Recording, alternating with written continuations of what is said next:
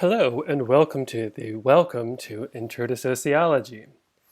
It's me, your professor, Dr. Oliver Cowart. I'm a cheery fellow.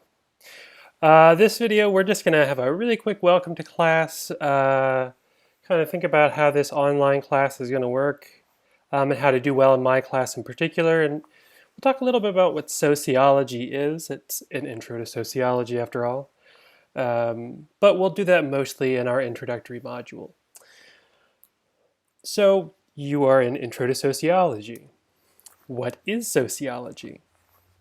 Well, like most words ending with ology, which comes from the word logos, which means knowledge, sociology is a science. It is a way of producing or creating knowledge, in particular about society, about the things outside of individuals.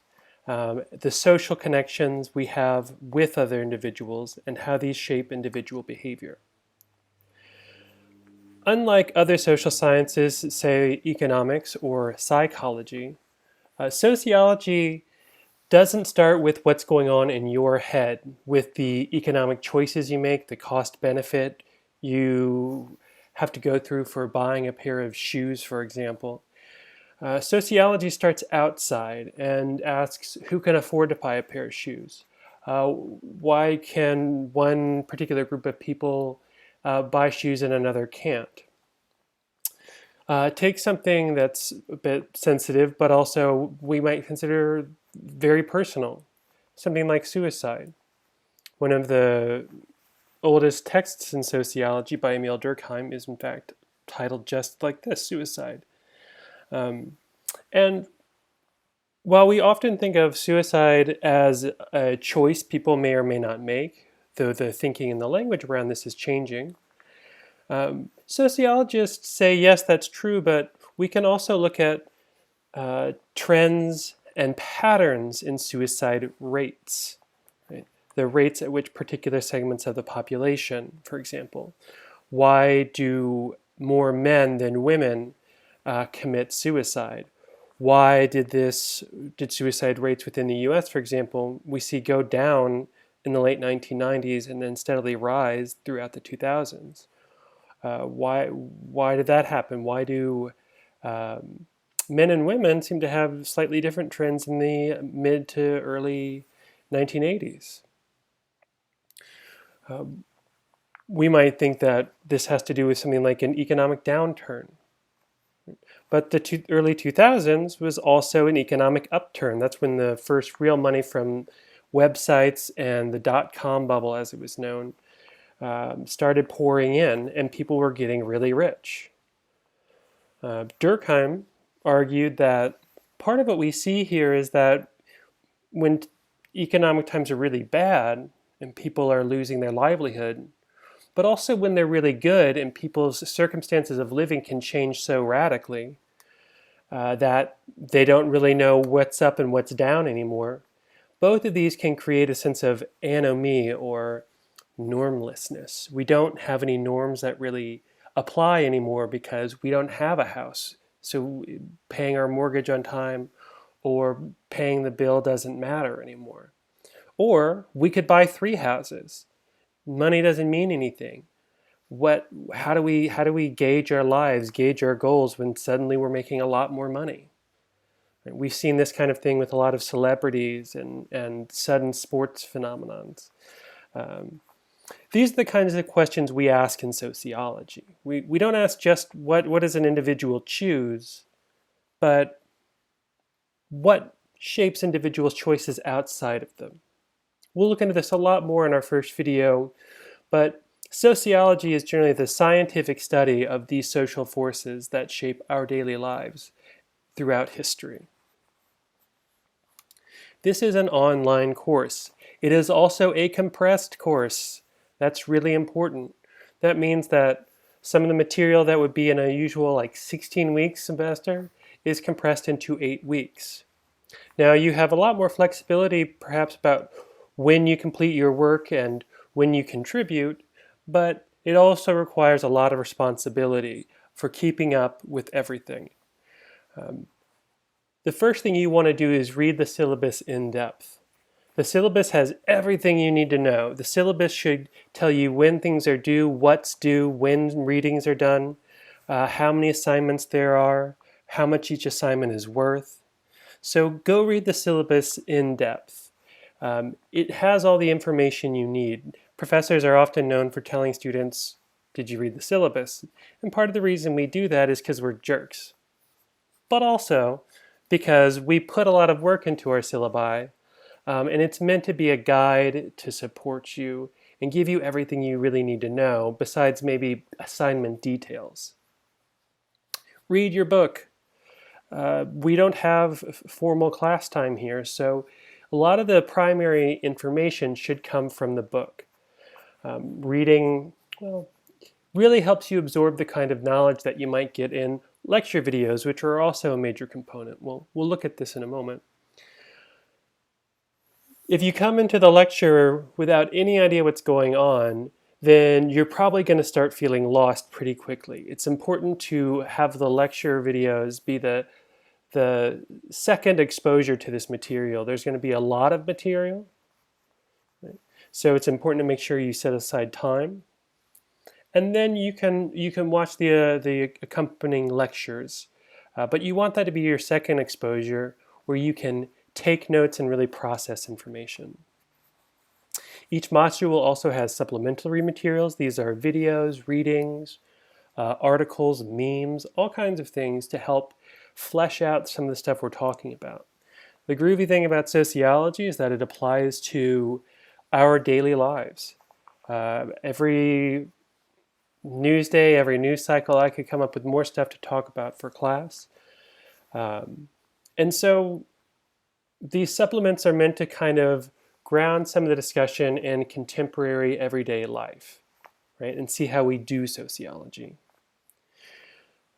Another key format is what we call Flipgrid. This is a free online interface where we're going to do our discussion. So instead of just typing out discussions, we're going to be posting short videos, about 3 to 5 minutes, and you will have a specific prompt to respond to where I'll give you something to think about or a specific question.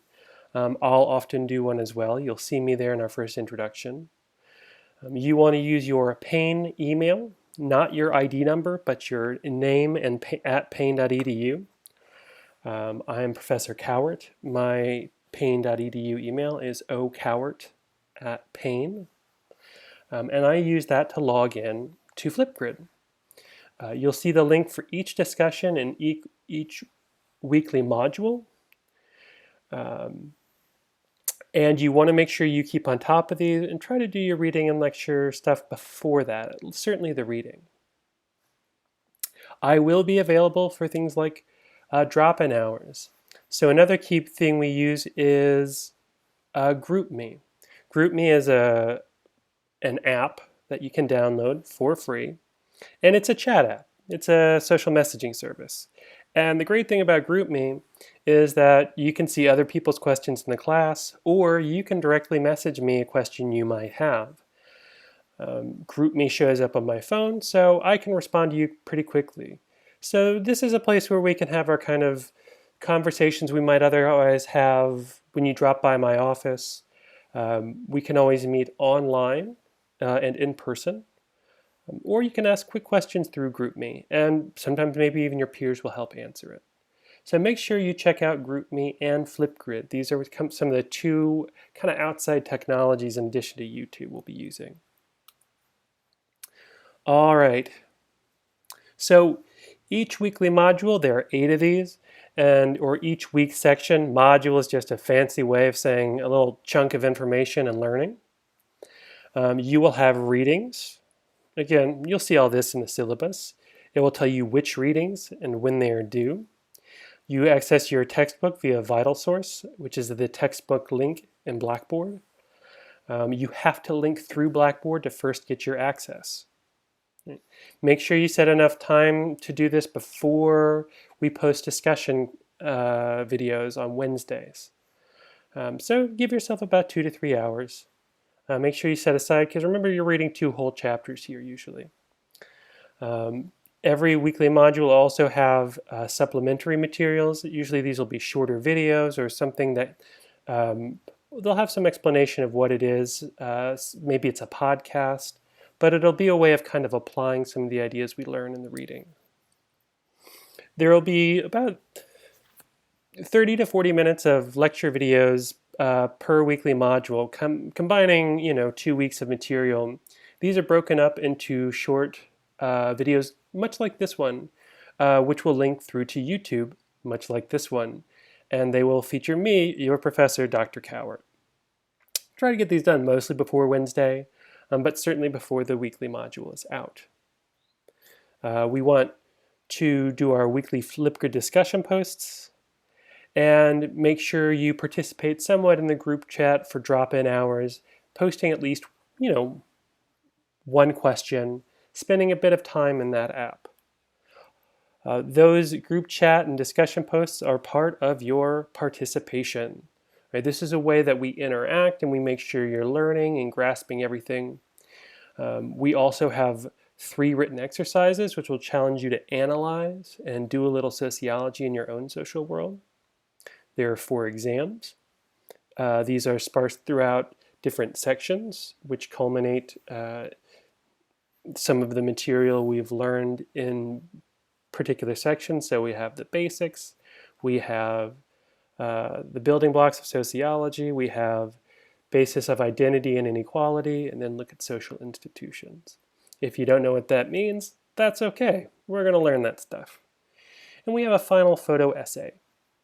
This is where you take pictures and be a little creative and make connections between your artistic content and some ideas we learn in class. Don't forget, your professors are here for you. Don't be afraid to ask to chat, ask questions, communicate. The one thing we have to do with these online classes is clearly communicate it. If you drop off the face of the earth, it's hard for us to track you down. It's okay to have issues. It's okay to be confused.